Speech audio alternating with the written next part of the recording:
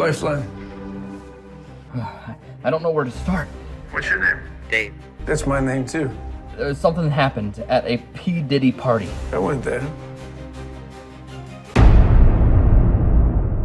Hey, what's up? My name is Dave, and as you know, I interpret everything, and as you probably could have guessed, I'm going to be interpreting Lifeline, which is a brand new film that is available currently on digital. It ultimately focuses on a suicide hotline operator that, after a mysterious earthquake prompts a mysterious call, he's found facing a mysterious caller. And the mysterious caller just so happens to be him.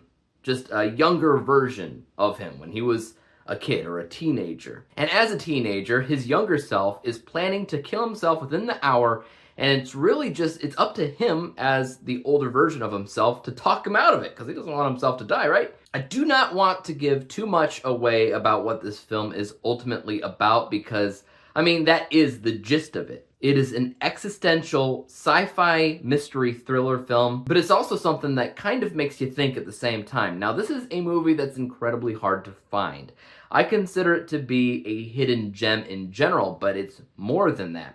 This is a movie that, as far as I could tell, never went to theater, and if it did, it was an incredibly limited release, so nobody really saw it anyway. It's not streaming on anything, and so far, I don't think it's also on any physical media. It is literally only available to buy or rent on digital services. So I rented it on Amazon Video to check it out, because as soon as I saw the plot of the film, I was all in. A lot of you that know me know that I'm a huge fan of time travel in general, but maybe fewer of you know that when it comes down to time travel, one of my favorite subgenres of time travel is perception of time. And there's really only a handful of films that go off of this idea, where the main character is not actually traveling through time, but rather perceiving it in some way or another, whether they're seeing the future, like in the Ben Affleck film Paycheck, or you got the Keanu Reeves movie with Sandra Bullock, The Lake House, where they're writing each other from different time periods, right? Or there's also the idea of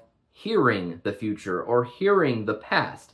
The last time that I really saw that was a movie that I absolutely still love to this day, which is Frequency with Dennis Quaid. And now I can happily say, also, Lifeline. The reason why I like this subgenre of time travel is because it's not just fun. It can be fun, but at the same time, this subgenre is personal. It's a lot more deeper. It means more. It has more depth of emotion. And obviously, this entire movie is handling suicide through a suicide hotline operator.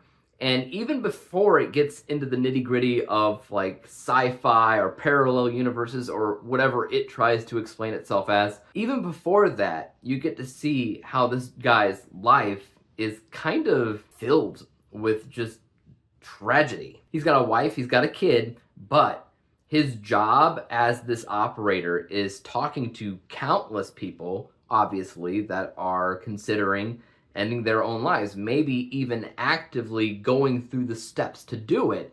And he's just there to talk to them, and he may talk to the police, he may not, but he always tells the people, I'm not gonna talk to the cops. This is just you and me, basically. And you could see how much just talking to these people in general, a lot of people who just hang up, other people who make prank calls, on and on and on. You can see how this just wears him down, just wears him thin, but it's almost like he feels a duty, an obligation to answer these calls and to talk to these people anyway. I think the film does a really remarkable job showing you how tragic that type of position can be before it really gets into the plot of the movie. This was also made in a strangely short aspect ratio, so normally with TV shows, you got 16:9. With movies, you have, skinnier this way. But this was actually in a little bit, almost full screen, but in between widescreen and full screen. I feel like a lot of people won't care that much about that. But I don't know, just the slightly taller aspect ratio than what you're normally expecting from movies I do actually think helped the atmosphere of this film feel that much more confined, you know? Because there really is a confinement to the movie that feels very different than what you're normally expecting. It helps the tension because most of the movie is a one location thriller. It is really just this one guy in this one call center talking to a number of people who call in. But they're able to change that up just enough so that it's not boring or tedious or monotonous. But in general, every year I feel like, at least once a year, there's a movie that nobody has ever heard of, or a majority of people haven't heard of, and it's super unfortunate because it is so good and it does feel incredibly fresh and original that it basically hurts me to see how unknown it is. In 2019, I believe it was 2019, there was The Killing of Kenneth Chamberlain. I still to this day think that that was probably the best movie of that year. Again, mostly a one location thriller, but it was a true story. This is not. From there on out, I did see a number of very low budget, very unseen sci-fi thrillers that I had a lot of fun with. And this is one of the most unknown movies I've ever seen. I didn't really see it marketed. I only really know its existence is because I subscribe to just knowing every movie that comes out. And I just found it and I looked through what it was about and I was like, that's me, you know. I love that idea. Also on Amazon Video, where this was, had 0 ratings, not a single one, not a single review. So I threw in a really quick little snippet of a review for them because I feel like when movies are on Amazon Prime or on Amazon Video for so long and they don't get enough recognition, Amazon pulls it. So I don't want that for them. I mean, even when you're taking a look at Letterboxd and IMDb, very little people reviewed them.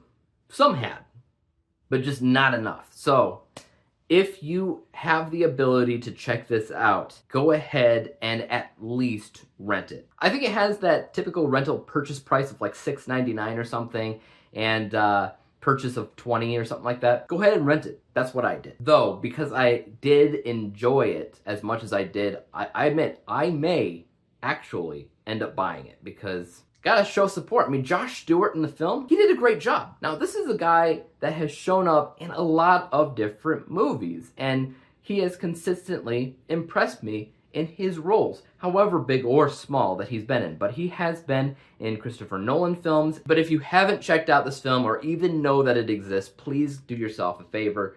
Go check it out. It's on basically all the digital services.